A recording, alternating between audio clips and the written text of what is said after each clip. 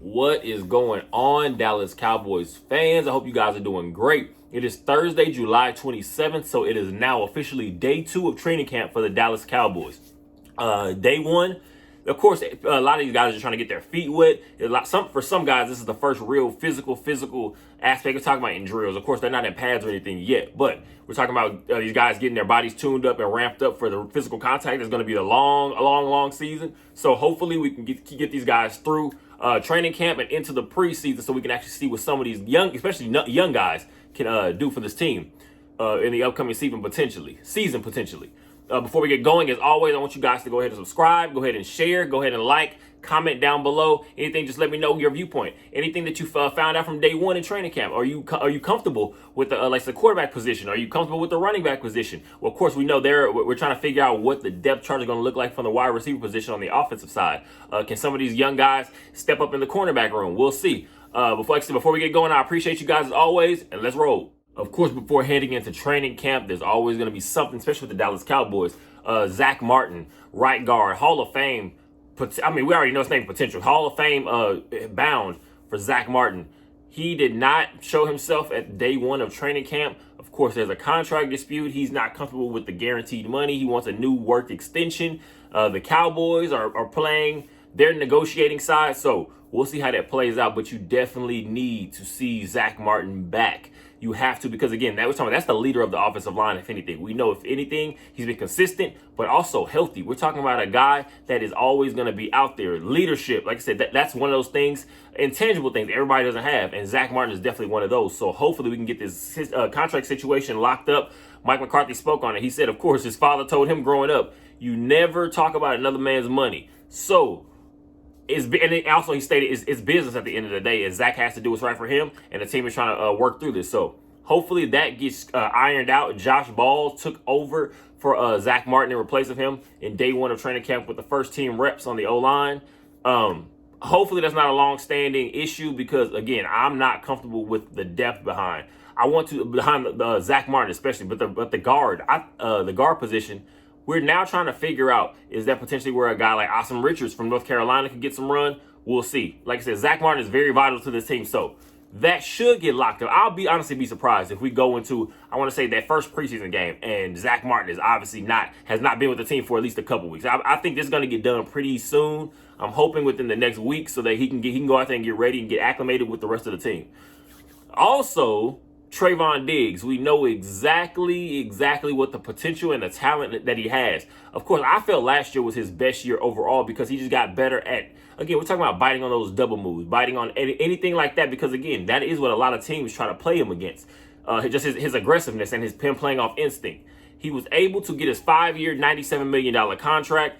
I think it has the possibility of going up to $104 million. So getting a guy with that kind of potential and that kind of talent level we're not even talking about, we paid Trayvon Diggs as if he's the number 1 corner in the league, so that's still going to be a discount. He spoke yesterday in the pressers pretty much that he doesn't even feel like he's even remotely hit where his peak of his talent. He said he wants to be named as one of the best corners to ever play the game when he wraps it up. So Trayvon Diggs, that was big, because one thing you have now to focus on is CeeDee Lamb. You want to get CeeDee Lamb locked up, but of course, he's our first round pick, so we have that 5th-year option for him. We did not have that benefit with the Trayvon Diggs, so you had to get these lined up. But the name of the game is keeping your talent, solidifying your talent. We also know what we're looking at with the running back room. Is Tony Pollard the running back of our future, or are we going to be looking to go elsewhere? Because again, he's also playing on a franchise tag for this 1 year, I think about $10 million a year. So everybody wants to get their money. CeeDee Lamb, to me, has got to be your next step up, because you do not want to start. Again, we're talking about number 1 talent. CeeDee Lamb is just now starting to hit his stride, I guess, when it comes to figuring out the NFL game and how to be one of those guys. We're talking about 107 catches last year, more than 1,300 yards, 9 touchdowns receiving.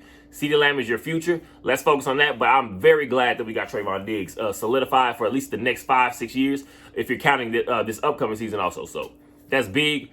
Hopefully, that's just the start of, again, just getting a guy like Zach Martin also into the fold. For me personally, there are many things to be excited about. Of course, you have guys like John Machota, Patrick Nosey Walker. They're sharing videos and clips of the Dallas Cowboys in training camp yesterday, I guess, floating around social media. You see one of the biggest things I want to say, of course, they're not going to get on in pads or anything. It's not even anything physical contact yet as of now. But what you did see yesterday, and you want to be excited, but still keep yourself tempered a little bit, was Brandon Cooks looked just so quick yesterday. That was the number one thing I noticed. Brandon Cooks looked just so spry, light on his feet. And again, Brian Schottenheimer spoke onto it the last couple weeks, I believe, where he said, this offense is going to be built to stretch the entire field. He wants the opposing defense to have to worry about the entire field on any given play. We're not talking about everyone running just deep routes, everyone just working the middle, everyone just low check down routes, anything like that.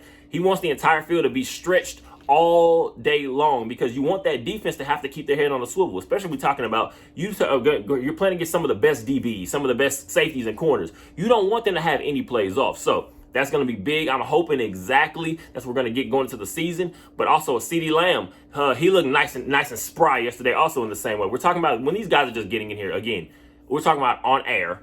But what you want to see is that they look quick. You want the small, fine things in detail to be the things that they're focused on. We're talking about hands. We're talking about hand-eye coordination. We're talking about just footwork. You want to see these guys are able to move smoothly and quickly. And that's the number one thing I saw. So Brandon Cooks, many times at certain times yesterday, again, he showed that he could just stretch the field. And I feel like we're also going to be, they're going to be interchangeable at times. You're going to see a CeeDee Lamb and Brandon Cooks. One's going to be an outside. One's going to be working the slot, then reverse.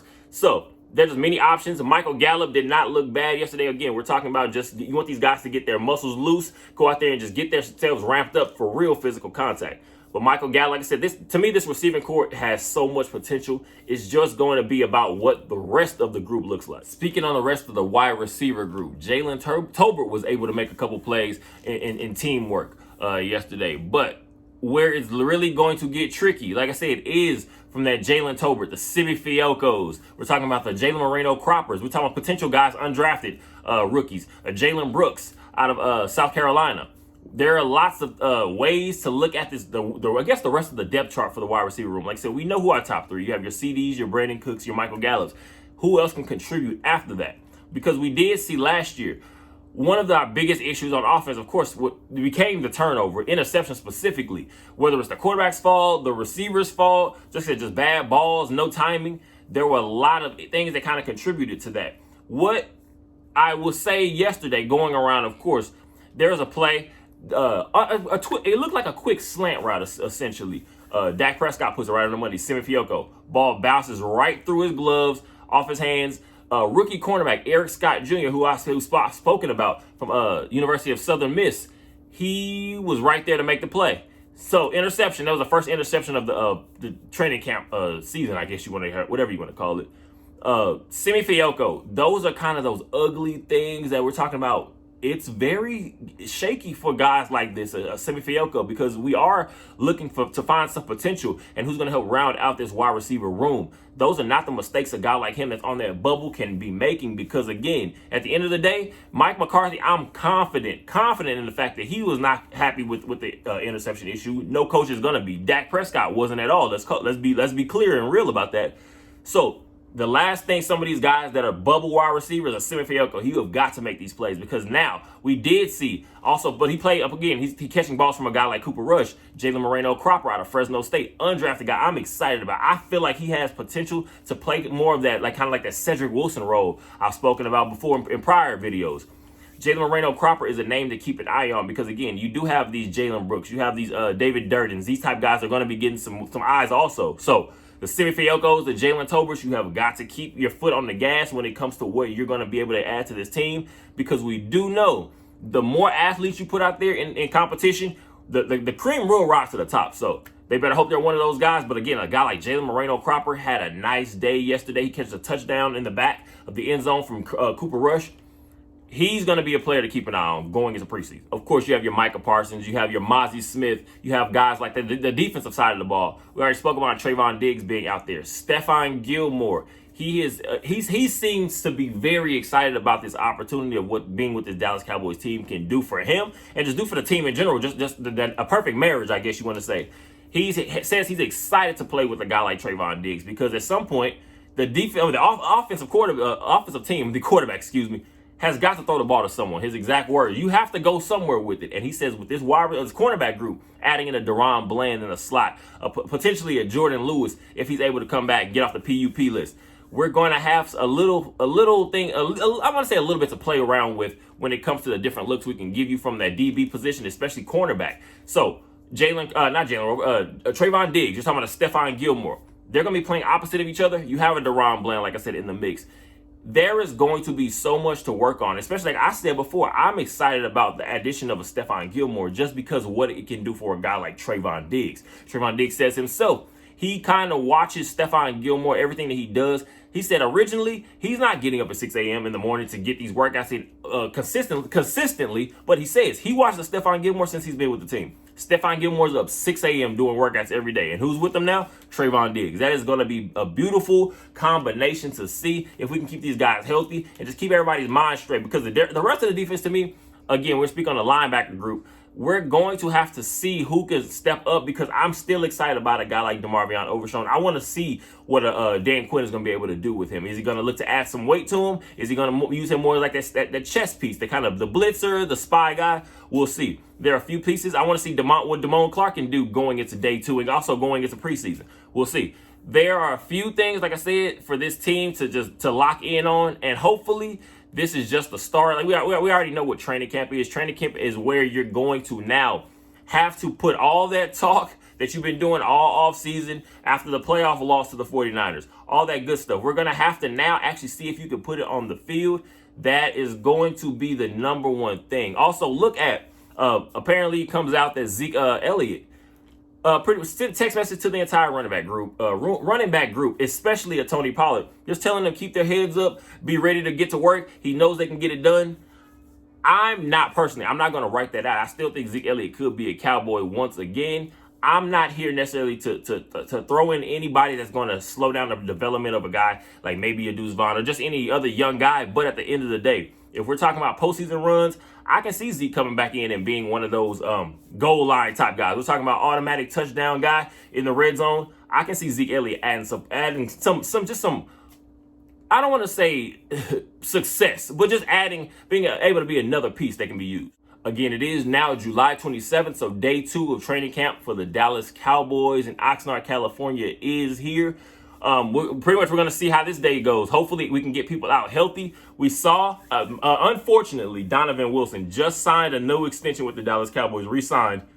He apparently ends up with a calf strain yesterday. The coaching staff and the medical crew does not think it's anything too serious, so they're going to be cautious with it. We just want to get people through this stuff healthy, especially a Donovan Wilson. We're talking about, I've said it before, he's one of my X factors for this defense just because what he can do. He's more of that guy that you're going to play in a hybrid position. Like I said, we knew we have a Jaron Kearse. He plays a little linebacker, plays some safety for us, of course.